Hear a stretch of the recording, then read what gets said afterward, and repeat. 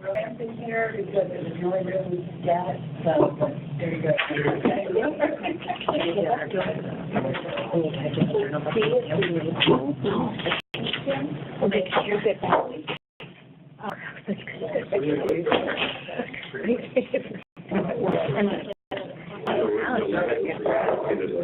What's that? Oh, gotcha.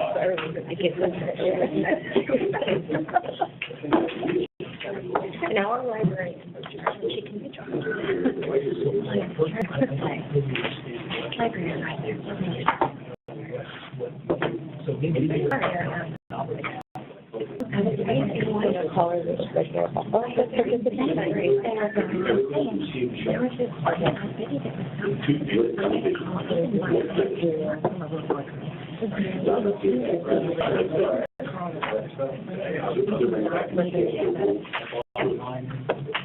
Did everybody get an agenda? Did everybody get an agenda and handout from the table there?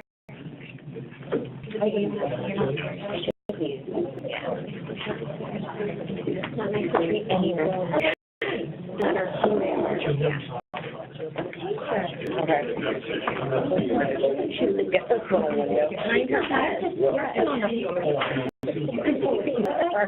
We can shift down a little bit, Sarah. You know. I can't. Yeah, this way. Go strip shifting this way. Oh, sorry. Because I was meeting. Hey, we all fit in. I started to get it. Pretty good.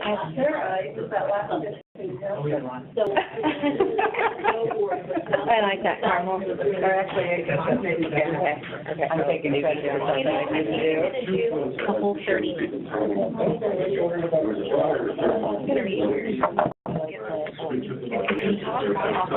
Oh, yeah. I can pull it up. We're doing it. Look at this. Okay. All right. Okay, we'll just do by that. You have to tell me. We'll talk about it on the way. Yeah. So, Yes. if you, when people talk, Yeah. you need to make sure that you're up loud so that the recorder picks them up. Okay. They're quite the one in And, okay, all right. And we can get started. Yeah, we're good. Okay. Whenever you're ready, I'm on. Trent, were you at standing committee yesterday? Were you in the room for standing committee yesterday? Maybe it's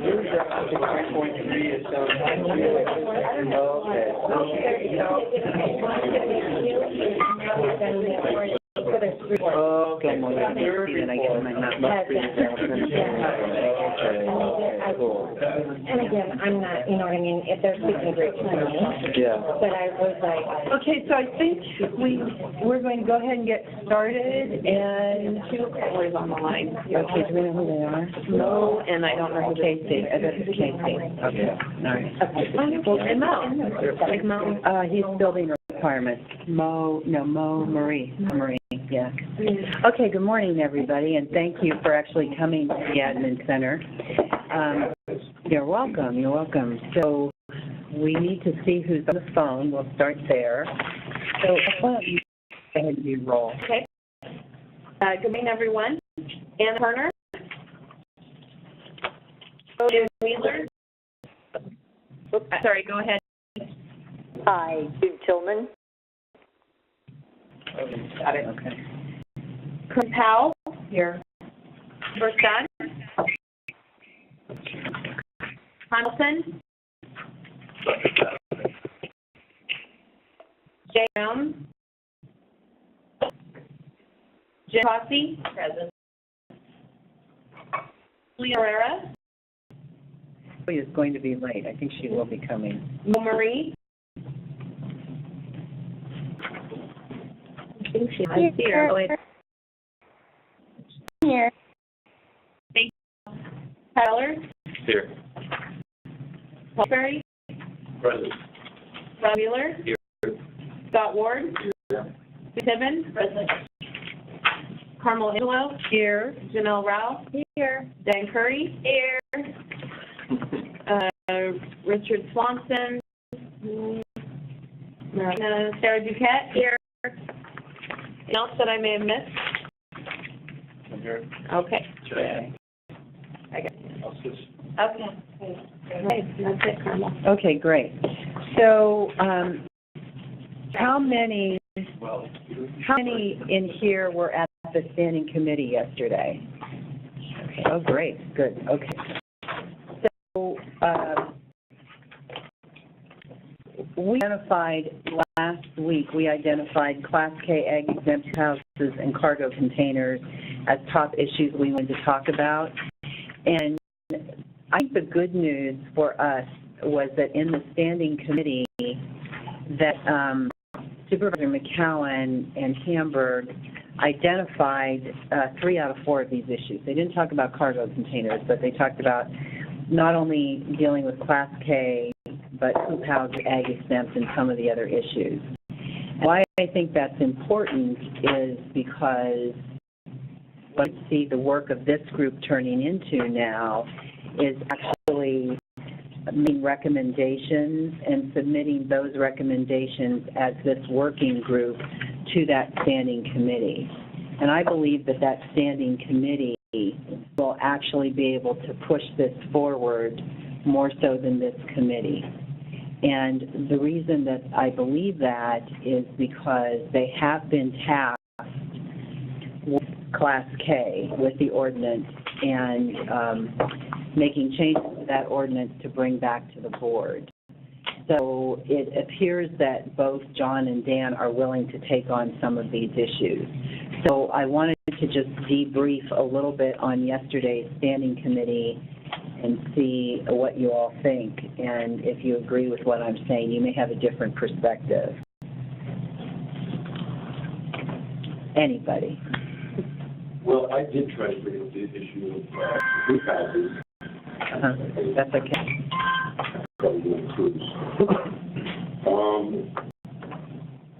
I did try to bring up the issue of cargo containers, and I spoke with the people at Mobile Mini, who is a national shipping container storage unit. They rent shipping containers to facilities.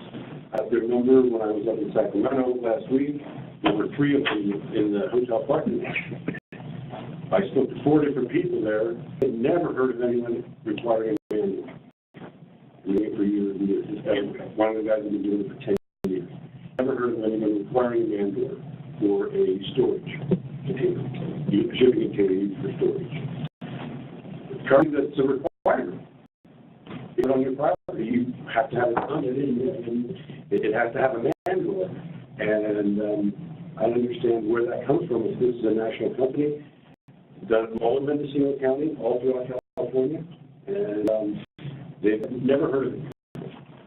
I address it. Oh, sure. But if you could identify yourself for the couple people that are on the phone, though, when you speak, please. That was Paul Hansberg. Okay, great, Paul. Go ahead. Mike Oliphant, building official. Paul, the reason that company has never had to do that is because they set those containers as temporary storage containers on job sites, on sites that require temporary uses. They're not set for permanent use, which would mean that an owner buys that unit. Now the unit belongs to him, and it's permanently set on your property as a storage container, part of your property. So the policy that Mendocino County has, yes, it requires some sort of door that you can, if somebody's inside, can get out.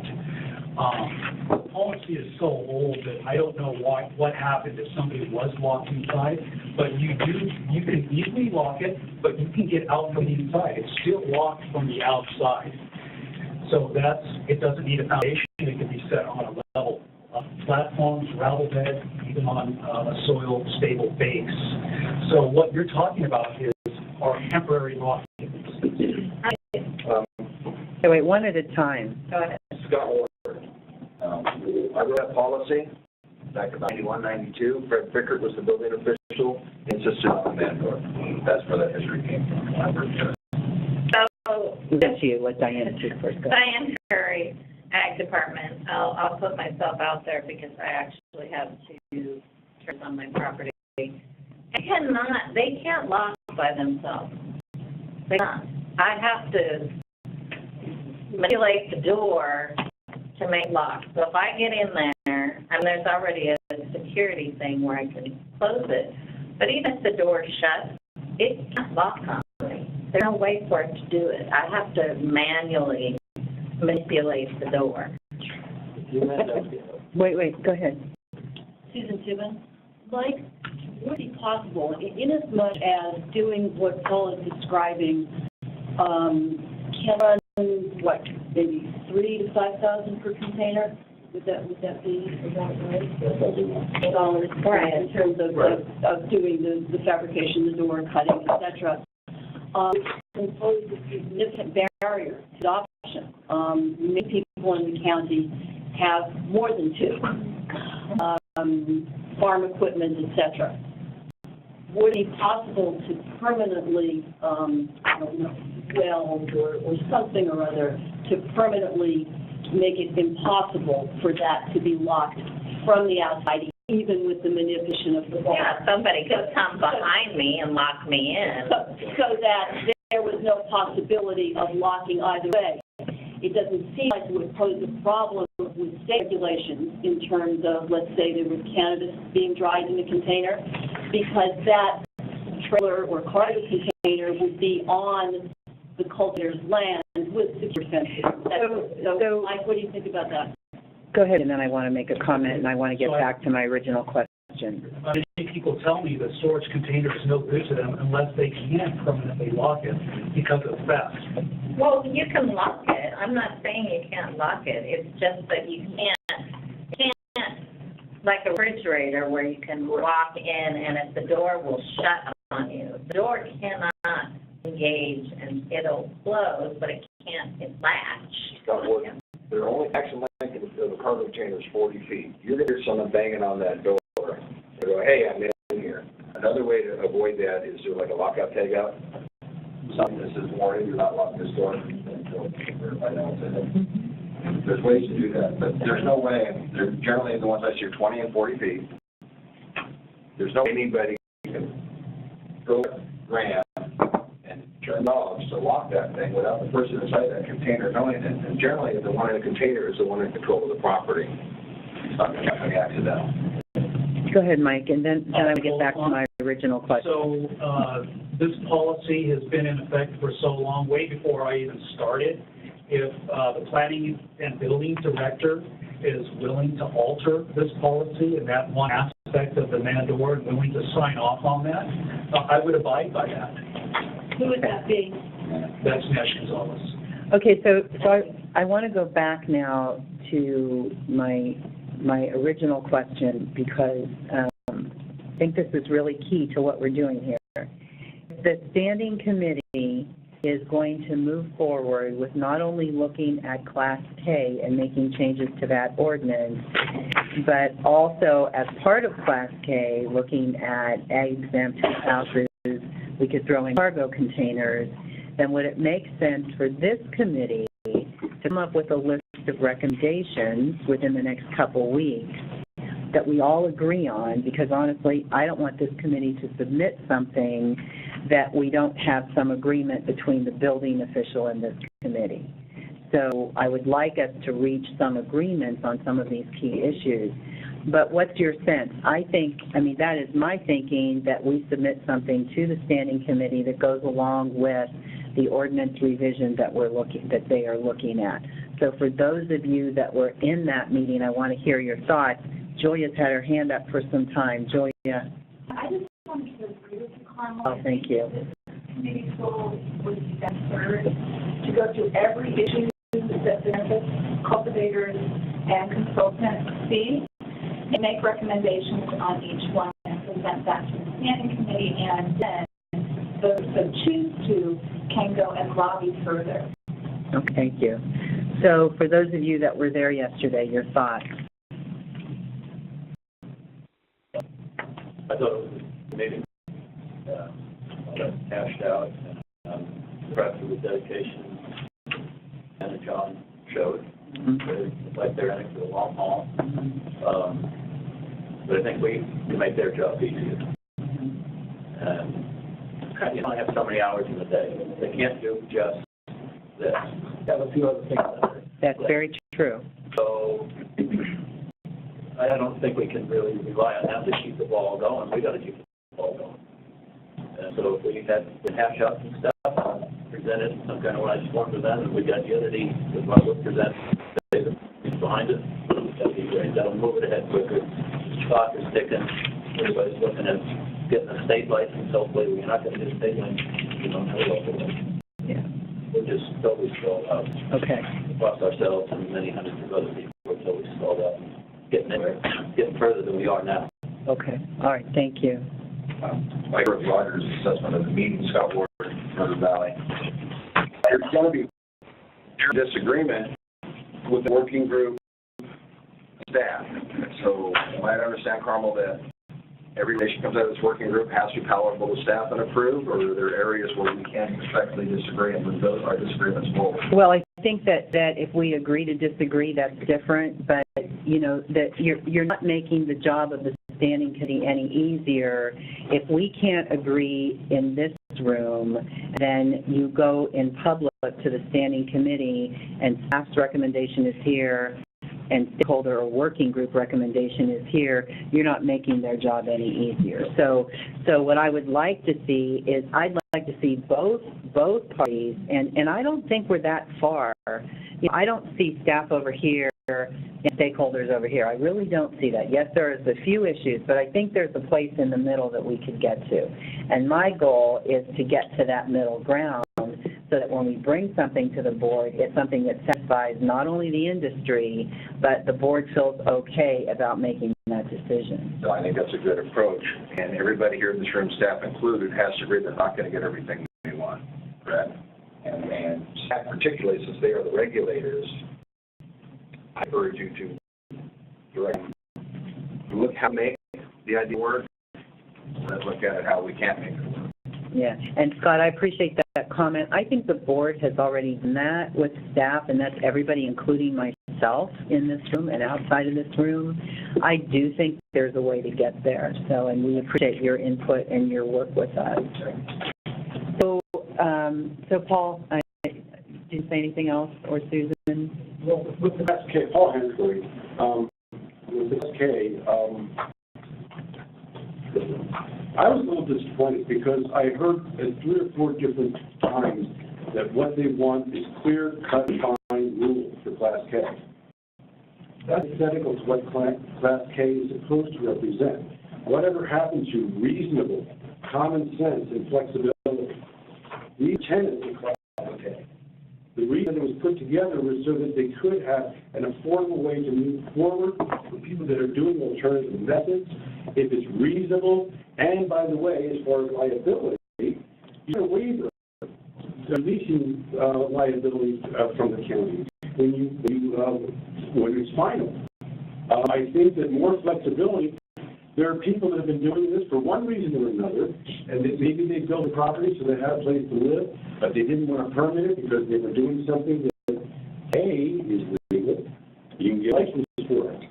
But back when they built the house, it wasn't. They were afraid of law enforcement coming in and calling up the jail with their family. But their kids in child protective services. There was all kinds of things to be afraid of. Getting these things back in, now that they want to come out, there's an avenue, there's a pathway, there's a light down there. And then you come out from under the shadows. Make it easier for these people, even if it's an existing building, now you're going to make the Class K more restrictive and consider that house they built back in the 70s a new construction.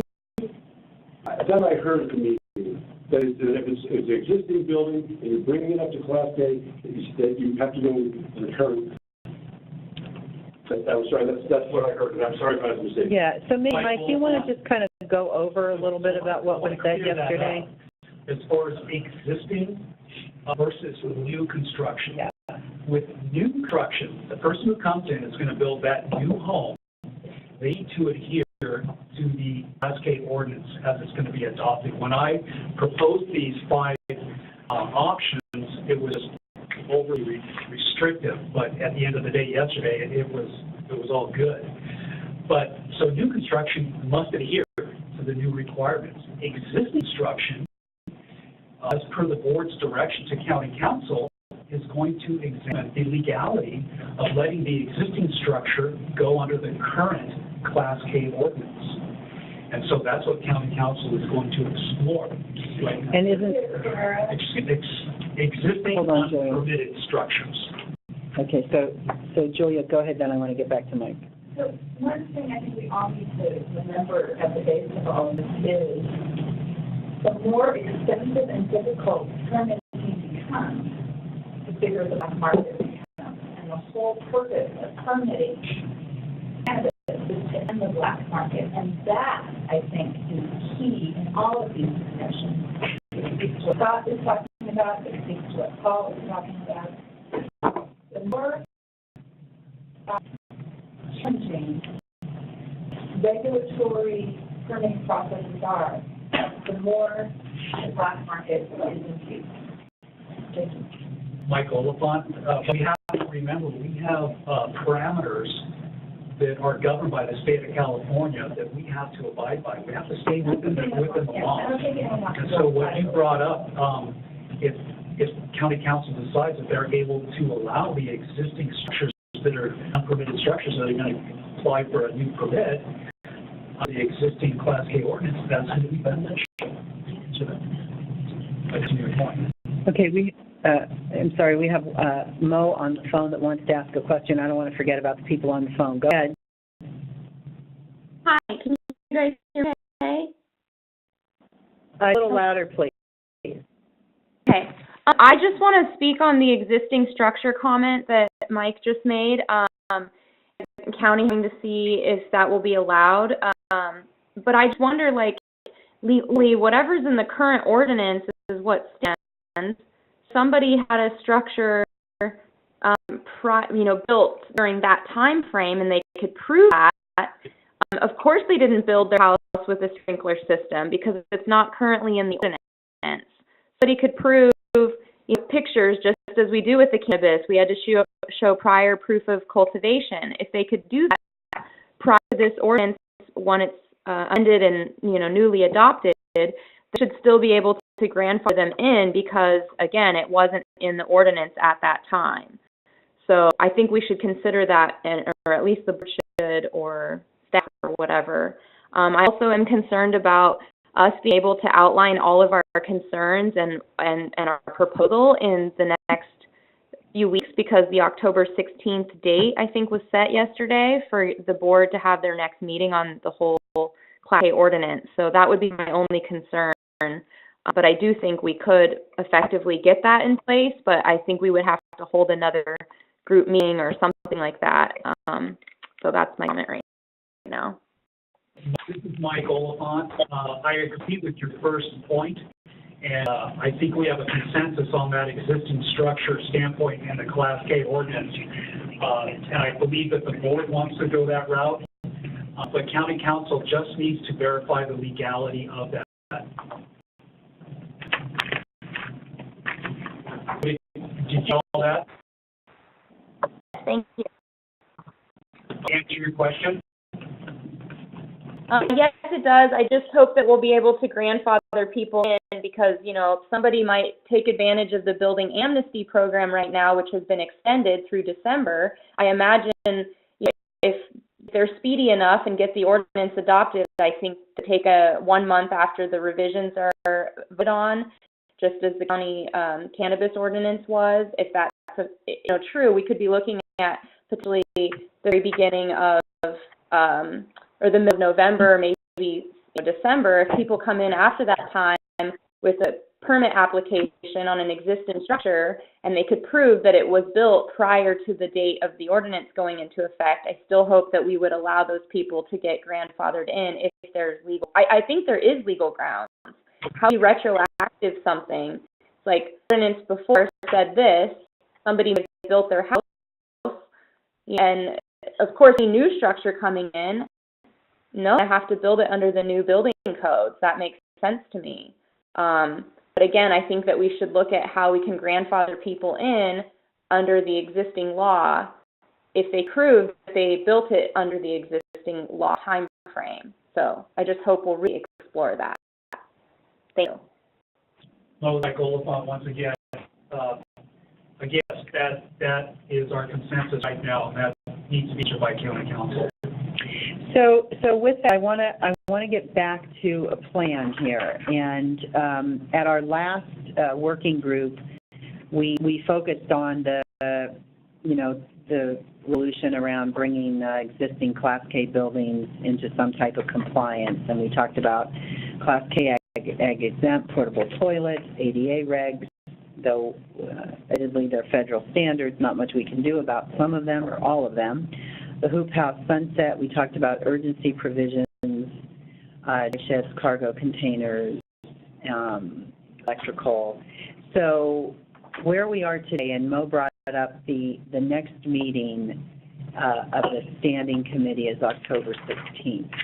I do not believe that staff and mainly county council have anything ready to have the standing committee meet before October 16th. They're working on the non-cultivation ordinance that goes to the board on October 3rd, and then the second reading on that non-cultivation ordinance is October 17th, which means between the 3rd and the 17th, if there's any revisions, they'll be doing those, and we'll be ready for the board to adopt the non-cultivation ordinance on October 17th, which means 30 days later it comes into effect. It's real good for processing, manufacturing, everybody else. So we're really hoping that we could hit this one to the finish line. So with all of that said, I don't believe this will go back to standing committee until October 16th. So that gives us between now and that period of time to actually come up with a list of recommendations, which I would really like to see come out of this working group. So I don't know how you want to approach that. I think I know that Scott and Mike, you two met outside of this meeting. I don't know, could you report out on that? And the reason I'm bringing that up is that a mechanism for us as a group to have further dialogue around these issues if you and Scott meet again outside of this meeting and try to resolve some of the key issues around these particular points. So, Mike Oliphant. Yes, and Scott and I are more than happy to disclose and talk about anything that we have discussed.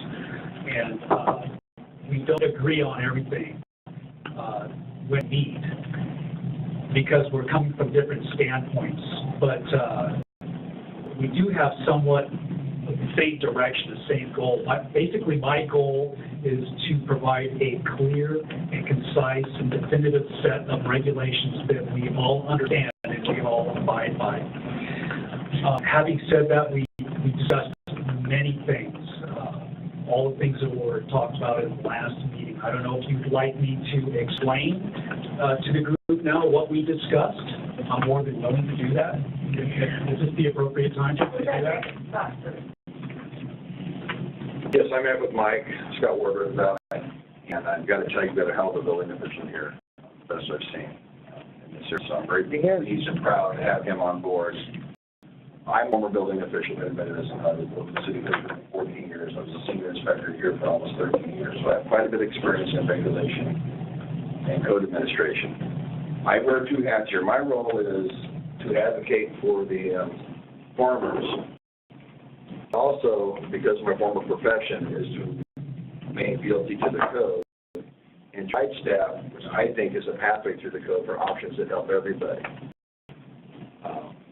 So I am wearing two hats. I'm wearing my advocate hat and my building official hat at the same time with mine. So Scott, can I stop you a minute? You work as a consulting building official, is that right? As a building code consultant, I have several cannabis clients that I've helped applications to Diane's office, but I don't want to talk about that at this point. I also help other people. I've got 3 building permit applications in with the county right now. They're completely unrelated to cannabis. Okay, Scott, here's my question to you. So I think everybody in the room, it's my understanding the people that are sitting here are representing themselves. Certainly I represent the county staff represents the county. Are you sitting here representing Scott Ward, or are you representing somebody else? I'm representing Scott Ward because I see some flaws in the system that need to be addressed so I can more ably represent my clients. Okay. It's all volunteer. Okay, thank you for that.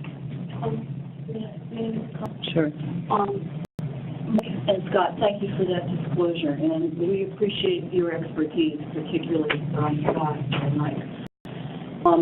However, although I am here representing myself, actually, in a larger way, I may speak for other people in the room, there are literally thousands of really small, almost subsistence farmers, right at the median income of the county, which is $45,000. Paul and I realized $31,000 last year.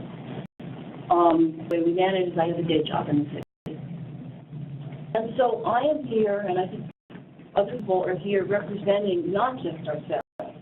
And so when we hear that and we hear you, Mike, feel to the code and work with that so it works, we also desperately need you to understand and represent us as really tiny, tiny farmers. There's no one in the room right now who can just lay down the extra $10,000, the extra $5,000 for a chiropractic center. Those people don't need to be here. We know some of them, and we see them buying land all around our county and surrounding counties.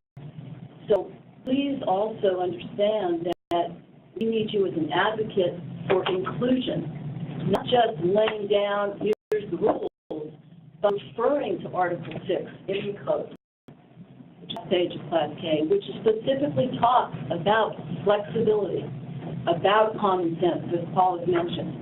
So let's do everything we can to be inclusionary rather than exclusionary, please, because sometimes rules are a cookie cutter. And if you don't fit, do that.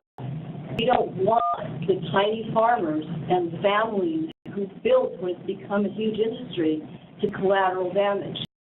And that's why there are very few of those people in this room. They do not want a target on their back. They will be the low-hanging fruit if we work at excluding instead of including. Susan, very good comments. Thank you. I'm going to go to Hannah, and then I want to go to a plan as to how we're going to get through this.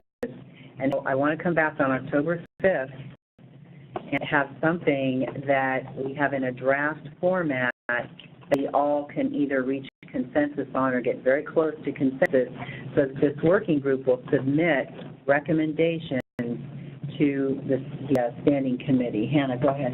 Two things, and I do have a suggested plan, but first I want to echo something that Susan said, and that is, in the past number of weeks, I have been contacted by scores of people who are holding back on permitting programs with the department because the rules regarding buildings and what's going to be ag exempt and what's a hoop house and what needs to be paid are so up in the air. And it makes the difference in their ability to look at their budget when they have to factor in the cannabis taxes, both at the local level and the state level, and the application fees and the permit fees and the this and that. So anyway, it is every week I am getting contacted by scores of people who are in this dilemma, who say, I want to do this, and until there's some knowledge about what's going on. So my suggestion about how and of course it's open discussion, is that since we have these two incredible experts, if we can have a specific report on first the list that is agreed upon, and then the list that maybe there is some difference of opinion, and then perhaps some specifics about the justification or the disagreement or slight difference. To see if there's any wiggle room and see something that we can discuss as a group, or whether there's just no way and we have to wait from county council. And then second, if we can get some participation from county council, because I believe that going forward, there's going to be a lot of that. And if we can incorporate them, and I understand that their office is extremely busy with everything else, but if we can incorporate them as we're going along in this process, it makes me think that. So I appreciate your suggestion. I think it's a good one that we actually list out first what we do agree on and then go to those points that we don't agree on. I don't believe County Council will be joining the working group, so Hannah, just in discussing with them.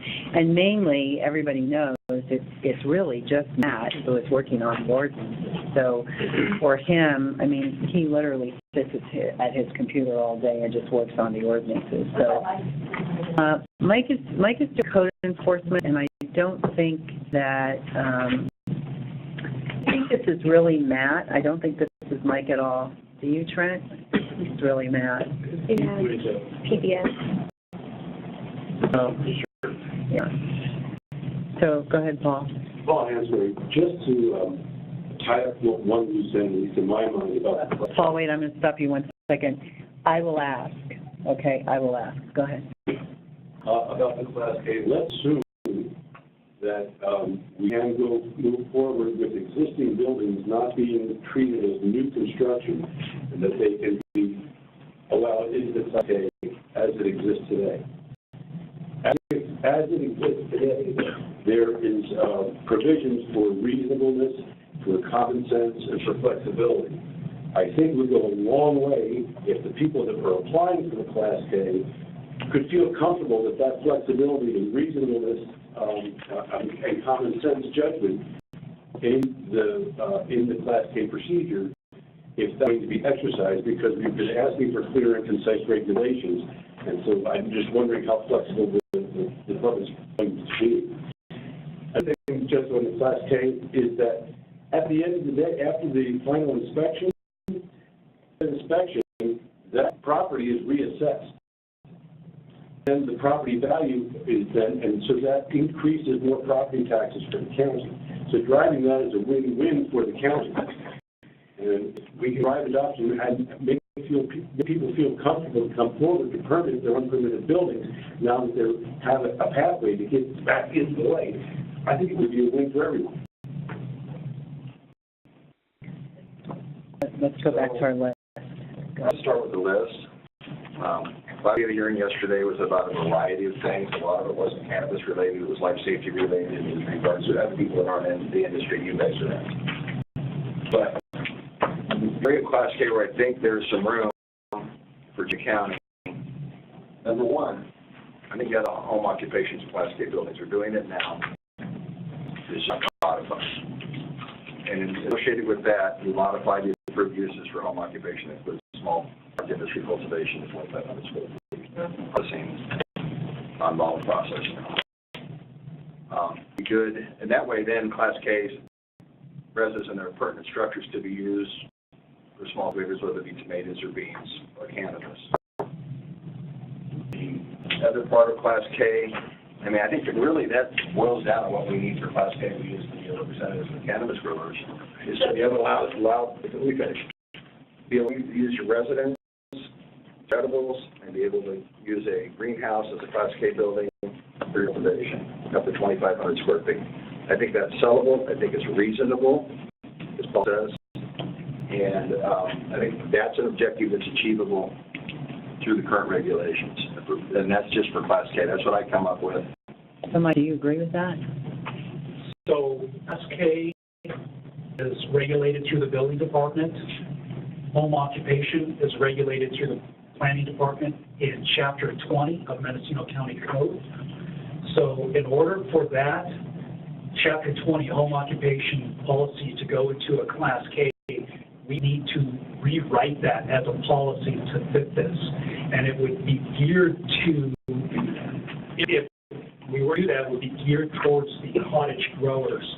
And it would have to be revamped a little bit than it's written in Chapter 20. Chapter 20 was written a long time ago. It's antiquated. And so we would have to fit that into the Class K ordinance. And it's possible we would need to consult with the planning department and the director on how to do that.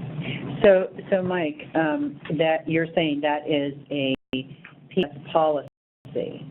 So it's a policy that PBS could change. It's not an ordinance, it's not in code, it's just a policy. Michael, I believe that is an ordinance, but we could rewrite it into a policy to fit Class K.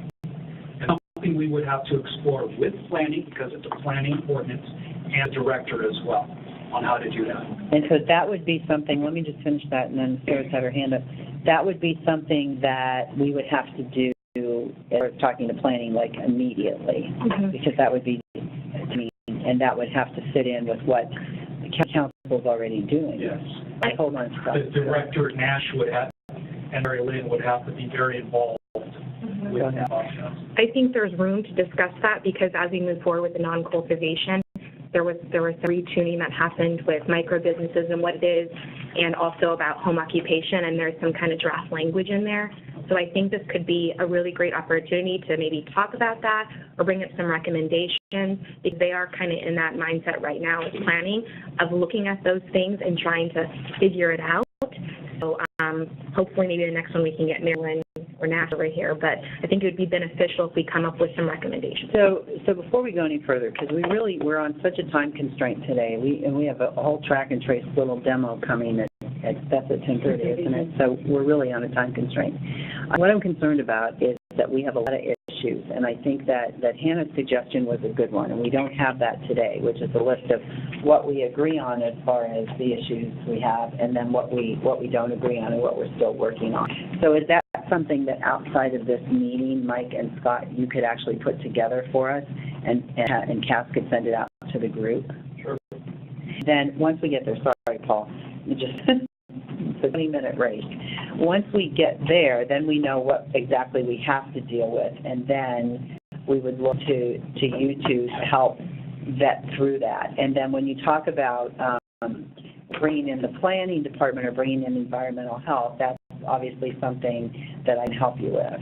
And then once we get that package together, we can look at county council, but I will talk with county council about joining us on October 5th. Paul, go ahead, and then I'm going to go back to Scott. Well, unfortunately, Brandon's not here right now, but I'm wondering if the micro-business and for the non-cultivation, if it would dovetail into the home occupation, or would it require a use permit as it would for cottage industry? If the home occupation would include all the different things that are included in the micro-business, then that's fine. But if it excludes some of the provisions for a micro-business, then it doesn't work.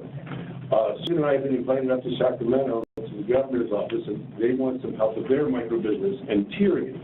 The way that Ajax was going to tier it was by checkboxing, this, yeah, I want to do this, this, and this, and this, but not this. We don't need retail, kind of a thing. And then we suggested the tiering for the cultivation side.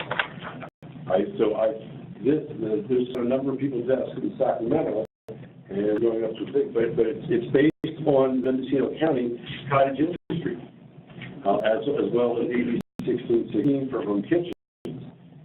So I'd like to know if it's expanding the home occupation. That's great because it doesn't require a use. But a cottage industry or if a microbusiness would require a use anyway, I would think that would be the same use. Okay. Well, yeah, I'm sorry Mary Lynn's not here as well. So back to Scott. Quickly, I know we're in time constraints. My really opportunity to meet with Mike, I think it's great. I mean, you folks, they'll advocate you for the best I can, but it's also important to know you can ask for the moon and maybe just get a little bit of the earth. So not everything we want we're going to get. If possible, and Mike and I, and we run across some ideas where we need in from environmental health or from planning, I would reach out to them. Yes. Yeah, absolutely. Okay. And what I would say is, to let me know if you need help. Though I have to tell you, there is not a staff person involved in cannabis that isn't ready and willing to assist, whether it's Mary Lynn, Nash, Trey, Diane, everyone is at the table for a reason. We all want to work through this. We still have questions back here. We're going to go, this is like 45 seconds each. Corinne, Julia, Roger, and Hannah. No. Oh, God. Okay, go ahead, Corinne. Has anyone from whichever department would be responsible clarified the, quote, industrial use tag associated in our discussion about micro-businesses? I can certainly answer that. So I would, right now, the documents are already out because we publicly noticed 10 days before the meeting. There's a staff report that goes along with it and some draft language around that talks about changing how we look at microbusiness and looking at more at zoning based on what primary use is. So I think reviewing the staff report and reviewing the ordinance, coming back with your ideas, and maybe when you guys work together to kind of complement the process. But there is discussion around looking at microbusiness more about what your primary use is and what your accessories and trying to figure that out. So there is going to be discussion around microbusiness and around industrial and around where else it could possibly be. So the staff report, everything is already out. There is a public binder here, public binder in planning and building, and it's also on both the planning's website and the agenda and minutes website. So they can just go onto our website and look get at the the draft. The draft ordinances, the red lines, the staff report, everything. It's about 6 documents total. Did it change from what was presented at the planning commission at all? It incorporated the commission, but also it incorporates red lines from additional research that the planning commission directed. So Corinne, that's a long answer to a short question. Yes, and the route to the report is again where specifically? We'll give it to you. Before we do that, we'll get it to you. All right, great. Thank you, Janelle. Okay, go ahead, Julia, and then Roger. Well, I appreciate my work. I think it's important that other people get input in terms of the state group. I'm working with Ellen, and I have a proposal that Ellen is comfortable with, but we're creating proposals to move forward. I suggest that this week, between now and next week, we start getting some people together and suggest proposals on each one of these. Even though Scott, you've probably really good ideas, there are other people that are also have really good ideas that you may not be thinking of, and the more minds, the better. So I encourage subgroups for some kind of grouping of different subject matters. Okay, Roger. I agree with Julia, but again, I'm looking at the clock. And streamline it and get somewhere that's going to help all of us. I really like the idea of Scott and Mike taking the lead. These meetings, we throw things in there, but they take the lead, they move this thing forward. And that's the only way we're going to get there. So can we, go ahead, Roger. I don't want to cut you off. Just to reiterate what I said yesterday at the meeting, Dan Hamburg at some point said he could kind of like, I don't know what, it's very confusing. He has feelings, but he sees Mike's point for everybody in, but everybody, I don't want to say what I've been hesitating to say is there are going to be some people. There are going to be some situations that just don't meet any of the thresholds that you put on these different aspects of getting in the system. They just consistently maybe they didn't care or whatever, couldn't afford it, bought a piece of land. Have they even looked at whether they got a legal road? There's a legal road. No, I built roads, I repair roads. And sometimes I tell people, forget it. I can't get you a road in here that is going to allow you to get a building improvement. So, like Scott said, I'm not going to get the move. Mike has to have some authority to say, at some point, you don't meet enough thresholds. I'm sorry, I can't help you. Period. That person gets left behind. Thank you, Roger. Okay, so the plan is that you will meet outside of this meeting, please. You will go through the list of issues, determine what is acceptable and agreeable, and Scott, it does appear that you pretty much are representing the growers. And It's up to them. I'm representing my clients and myself to make the job easier. I think the Hannah Nelson outline for getting the S works. yeah, I think so too, which is, I think, the direction we're going in. So could you have something prepared by our meeting on October 5th? When we meet on October 5th, we could just work on the issues. So basically, the list of what you two agree on, which basically then would be county and industry, and then those issues that there are options but not quite a formal agreement on. And then on the 5th, we could just focus on the document that would have all of our issues. And if you need assistance with, if you two put it together and you need assistance with us actually typing it up or formatting or whatever, we will do that on this end. So, but then on the 5th, I mean, it's taken a few meetings to get here, but then on the 5th, we would have one document that should include everything. We could focus on that. In the meantime, I know Julia's comment about making sure that this is an inclusive group that we're trying to do. Anybody that has input to these specific items, if you haven't given that input already, you could give that input to either Scott or Mike. So how does that work with everyone? Mike Oliphant, my answer is yes. I feel that we can have that for the group by October 5th. But please remember, I work for Mendocino County as a regulator, part of the regulatory process to enforce the laws that are on the books. And Scott Ward he's an advocate, he's a facilitator. So we come from different perspectives, and just please remember and respect those two approaches. But we will come to an agreement and present a document to you on October 5th. Thank you. Okay, any other comments in the back of the room? Actually, could we go around real quick and make sure everybody that wants to add something or ask a quick question can? There's people in the room that haven't talked at all, so can we start with you? Is there anything you'd like to add? And could you please identify yourself for the people that are on the phone? Sure, this is Anna Perna. I did actually bring in a book that has some of the history of Class K by Dylan Vanderine, who is instrumental in making the Class K ordinance, and he works for the state. In 1976, under Governor Brown, he was at the Office of Appropriate Technology. So he said he was working to reform building codes for rural areas. The code is unnecessarily restrictive, designed for mass-produced suburbs with infrastructure such as sewers, electric grids, and unlimited water. A political constituency was forming, particularly in Mendocino County, when residents formed a group called United Stand. They started visiting me in Sacramento to devise a plan. Anna, just in the interest of time, could we copy a couple of those pages that focus on Mendocino County, and then we can actually send it out and share it with the group? Would that be okay? All right. Was there anything else you'd like to add? I guess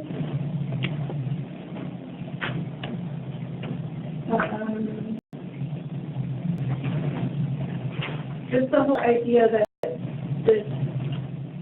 this came about through the Office of Appropriate Technology, and it's meant to be for rural residencies where you don't have electrical grids, you don't have like water coming out of the ground. It's not like tied into everything, and so there's like a different way of doing things, and that's why it's a different class. It's a Class K because it's a different circumstance from regular city class. Thank you for that. And when we finish this meeting, if either Janelle or Kath will grab that from you, because I would like to read it. So thank you for that. Hannah, we're going to you next. Oh, I'm good. Okay, thank you. Roger, you have anything else? Julia, anything else? Okay, we'll start up here. The comment that I really wanted to make was about hoop houses. Jen Hatchie. So hopefully, I'm hoping obviously to see the hoop house sunset should just be deleted, in which case my comment is fully necessary. But my question is, if they are sunsetted, where do we draw the line? How is the hoop house even getting defined? I know everyone in this room knows what a low tunnel is. It's in their form of a hoop house. It's shorter, row covers. There's so many different variations of a sort of a hoop house that agricultural people use, not just cultivators, but also ag. My question is really, or my comment, how will we define what is a hoop house? Will we be allowed to use other things that are like a hoop house but don't fall into that definition? That's all. Okay, so that's something that you two can come back with on the 5th? Absolutely. Yes, this is Mike Oliphant, and I have 3 answers to that question, 3 options, A, B, and C.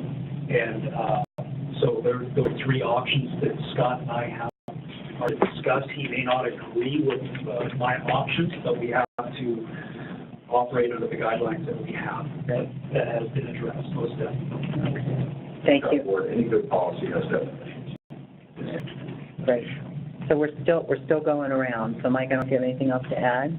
I could have spoken for a long time to address all of your questions, but we just don't have time to do that. I have a lot to say about all the issues at hand, but for time's sake, we'll go on and we will address your concerns. Thank you. Trent, you have anything? Anything else? Sure. Brandon Wheeler, I just wanted to reiterate what Jen said. The hoop house issue definitely needs to be addressed. The current policy severely limits the ability for local cultivators to use light in an affordable, low-impact manner. This has been a major negative impact on the county. We're already seeing negative impact on our farm not being able to use those structures anymore with the permit program. Ultimately, that's going to really hinder the ability for our local cultivators to compete in the California market, and will ultimately just bolster flat. So that's something that really has to get resolved in a manner that is going to work for both bidders. Great, thank you. Diane, you have anything? I just wanted to say I was up in Humboldt last week, and I'm just curious because it seems like Humboldt is making some accommodations for the cultivators as far as buildings are concerned. And I know we talked about it, and you know, are we used about reaching out to other counties? Is Humboldt one of those counties that we're reaching out to? This is Mike Oliphant. I've spoken extensively to Todd Sabala, the building official for the county of Humboldt. I've known Todd for over 30 years. I'm from Humboldt County. I was up there last week myself visiting my children who are adults up there. So I'm very tied to Humboldt County. I've spoken with 13 other counties as well about our ordinance and about how to regulate these structures. Just so you know, Humboldt County drafted their ordinance in a different manner than we did due to the topography of the land, the difference between Humboldt and Mendocino County. So you have to look at their ordinance. It's drafted quite different. Well, and just to kind of follow up on that, there was a map that the ex-commissioner had in Humboldt County where the concentration of growers are in Humboldt County. And as you imagine, it's southern Humboldt. And for us, it's going to be northern Mendocino. So that's kind of ground zero for cannabis. So, I mean, we do have that in common. Did you happen to look at the zoning distinctions there? So, That's a very important component Yeah. between Mendocino and Humboldt County. That's all. Okay. But I've reached out to many different counties. San Benito contacted me yesterday at 5 o'clock. I've got one of my final pieces of the puzzle with San Benito County. So, yeah, to everybody. Thank you. Anything else, Diane? no. Cass, do you have anything? Okay, we'll get back to you. Sarah, you have anything? We'll send out the link for the upcoming October 3rd to the group. The public notices. The October 3rd, oh, board. We're sending it to the whole group. Okay, great. And then just real quick, like, in talking about ordinances versus policy versus procedures, I think it'll also be helpful when you bring these forward to describe to the board, this is the ordinance, but procedurally, this is how we'll implement. Or if there's a separate policy of the board that will complement that ordinance. So it'll be really good to have those kind of working documents. As a quick, procedures can be amended at department level.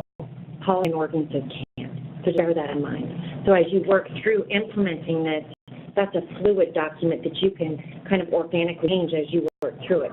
The others require board action. Thanks. Do you have anything? No, just I'm happy to meet with Mike and Scott in discussion of all the issues.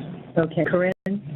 Yeah, hoop houses are huge, and I can't stress that enough. I've put up maybe 5 little ones just waiting on what the right building should be. Yeah. And I don't have money to build a building that won't be right. So it's huge, especially for this year, because there's so little definition and because it's a moving target.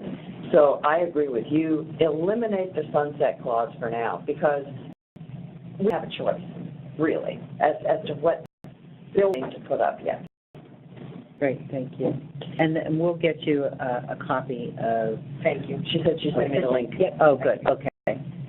I would just say, I have a list of specific issues that I've been playing for a while, lots of different clients and cultivators, and I'll send that to you guys and to the rest of the group, and hopefully we can hammer out some of those specifics. That's to me today. Yeah. Susan, do you have anything else? Two things. It should be noted for those of us who may not be farmers that hoop houses historically have been used for everything from lemon cucumbers to cannabis to pansies. You must have them where you have seasons. So this is a cannabis-only kind of thing. And the other thing to be aware of, again, for people who may be just focused on one aspect of the industry, very, very small micro farmers without vertical integration. In other words, from seed all the way to the finished formulation, which may go to a patient through a dispensary legally, track and trace. Without the ability to have that vertical integration every step of the way, there is no possible way that those people will be able to survive in the coming years. And they will absolutely be shut out, and we will have agribusiness instead of illegal growth. So when we look at redefining, as you, Carmel, suggested, let's take a look, let's work together to try and nail, cottage industry, home industry. Please take a look at our micro-business document. Paul and I have been working with the state for almost 2 years now, and they have repeatedly asked for Mendocino County, what's Mendocino County doing? We want to look at that. And so, we're all sort of caught in the middle because TikTok. Okay. All right, thank you. Just quickly, Paul Hansberry, I read the state sequence document, and hoop houses are mentioned offhandedly. It's just a matter of fact, this is just the way it's done with hoop houses and greenhouses, and with insignificant impact. Okay, so to summarize where we are and when we're moving forward, I hope that everybody here and on the phone had an opportunity to express their concerns and their key issues. I believe that we have, from last week's meeting to this week's meeting. And the decision going forward is that Mike and Scott will meet. They will discuss these issues. Per Hannah's recommendation, they will list out. We'll have a document to look at. One will be everything that you agree on. So basically that marries up staff with the industry, and then also those key issues that we don't quite have agreement at, and that we will discuss all of that next week. And the intent is that we will develop a document, and I'm not talking about a 30-page document. This is government. We have enough 30-page documents. Talking about something that's very succinct, a couple pages, lists out the issues, lists out the options for the standing committee. That we will have this, whatever we decide on next week on the 5th, and we will be able to take that. Hopefully we're in agreement, everyone here. We'll take that document, format it, and it will come from this working group. It will go to the standing committee. We will also send it to county council because they're working on the Class K ordinance as well. So I see that as a plan. This will go before the board. We'll get it, hopefully between the 5th and the 12th, get it to the board and to county council with the intent that that will be looked at and will assist in the ordinance changes that we think will be brought forward on October 16th. Now, as far as next week, we have October 5th slated, Thursday, October 5th, that afternoon slated as a time for the standing committee. And so this group, you have your choice. You can have the time frame 1 to 2:30, 2:30 to 4, or 4 to 5:30 for the building requirements, the building use requirements working group. So consensus? One. All right. Okay. We will do building requirements from 1 to 2:30.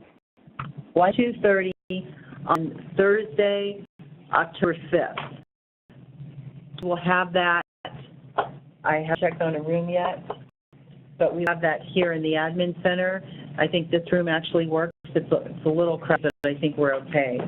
So if it's in use, we will use this room next Thursday from 1 to 2:30. We will come out with the expectation that we will come out with a product